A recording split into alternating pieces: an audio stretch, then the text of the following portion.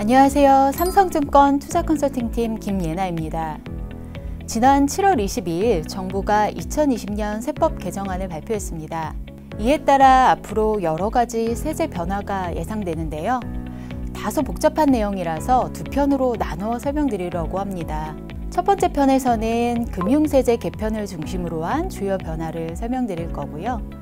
두 번째 시간에는 소득세율 인상과 부동산 세제 변화에 대해서 설명드리도록 하겠습니다.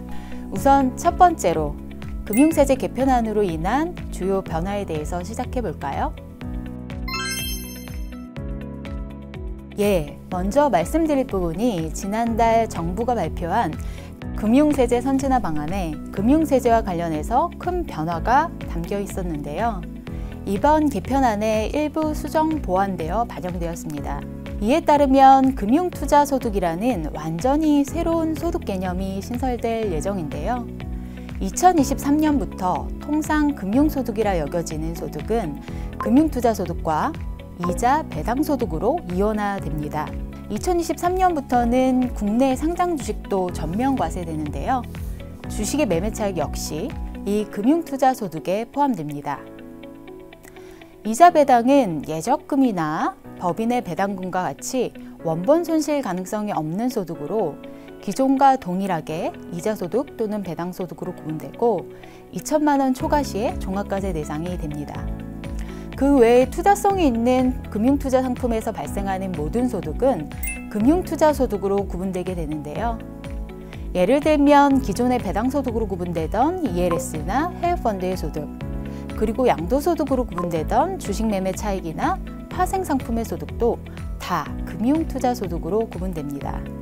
뿐만 아니라 기존의 과세 대상이 아니었던 채권의 매매 차익이나 국내 주식형 펀드의 소득도 모두 금융투자소득으로 과세 대상이 됩니다.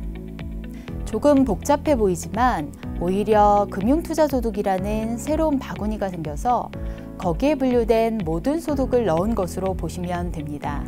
연도별로 이익과 손실이 상계돼서 세금이 산정되고 또 손실은 5년간 2월에서 공제도 해주게 되는 것이라서 기존의 상품마다 각기 다른 방식으로 세금을 내던 것보다는 다소 심플하고 합리적으로 바뀌는 효과도 있습니다.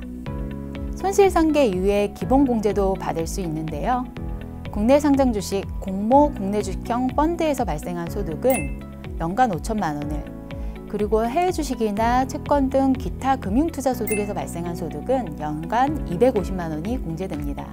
그러니까 국내 상장 주식에 투자하거나 국내 주식형 펀드에서 얻은 소득은 인당 연간 5천만 원까지는 이익이 나도 비과세 혜택을 받을 수 있는 셈입니다. 인당 혜택이니까 만일 부부가 나누어 국내 주식에 투자를 한다면 합쳐서 1억 원까지 비과세 효과가 있을 수 있습니다. 이렇게 손실 상계 후에 발생하는 소득에 대해서는 3억 원 이하는 22%, 3억 원 초과는 27.5%의 세금을 부담하게 됩니다.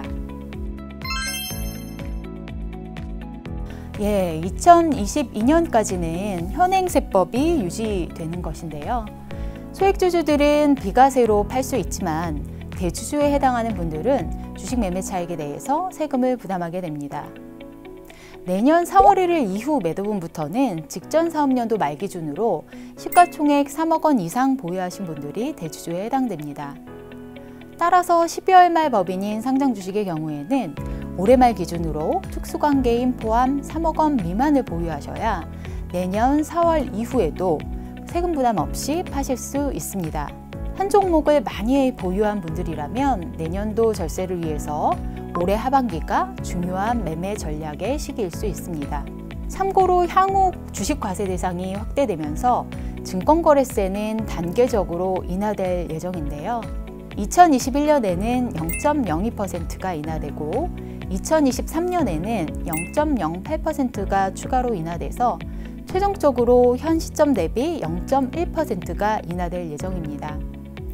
코스피 종목 기준 0.25%의 증권거래세가 0.15%로 낮아지게 되지만 이렇게 인하를 해도 여전히 증권거래세 부담은 남게 됩니다. ISA는 소득의 200만 원 또는 400만 원까지 비과세 혜택이 있고 초과된 소득에 대해서도 9.9%로 분리과세할 수 있어서 15.4%보다 더 낮은 세금을 부담하는 절세용 종합계좌인데요. 내년부터는 이러한 ISA의 가입 대상이 더 확대됩니다. 기존에는 근로소득이나 사업소득이 있는 분들이 가입할 수 있었다면 내년부터는 소득이 없어도 19세 이상 거주자라면 가입이 가능하게 된 것이죠. 또 납입 한도도 2월 납입이 가능해지게 되는데요. 원래 연간 2천만 원까지만 매년 납입 가능한 한도가 꼭 당년도가 아니더라도 과거에 못 넣었던 한도까지 더해서 누적적으로 넣고 운영하는 것이 허용되게 됩니다. 예를 들어서 4년 전에 계좌를 만들고 납입을 하지 않았더라도 5년 차에 한꺼번에 2천만 원에 5년치인 1억 원을 납입할 수 있게 됩니다. 또한 기존에 운용 가능했던 예금이나 적금, 집합투자증권뿐만 아니라 국내 상장 주식까지 운용할 수 있는 등 상품의 종류도 더욱 확대됩니다. 최근 세금 부담이 높아지면서 투자 수익을 결정하는 데 절세가 점점 더 중요해지고 있는데요. 절세의 일환으로 앞으로 더 확대되는 ISA 계좌의 세자 혜택도 고려해 보시면 좋을 것 같습니다. 참고로 오늘 말씀드린 내용은 세법 개정안으로 9월 3일 이전에 국회에 제출될 예정입니다. 향후 입법화되는 과정에서 수정 또는 보완될 수 있으니 앞으로도 삼성증권과 함께 지속적인 관심을 부탁드립니다. 감사합니다.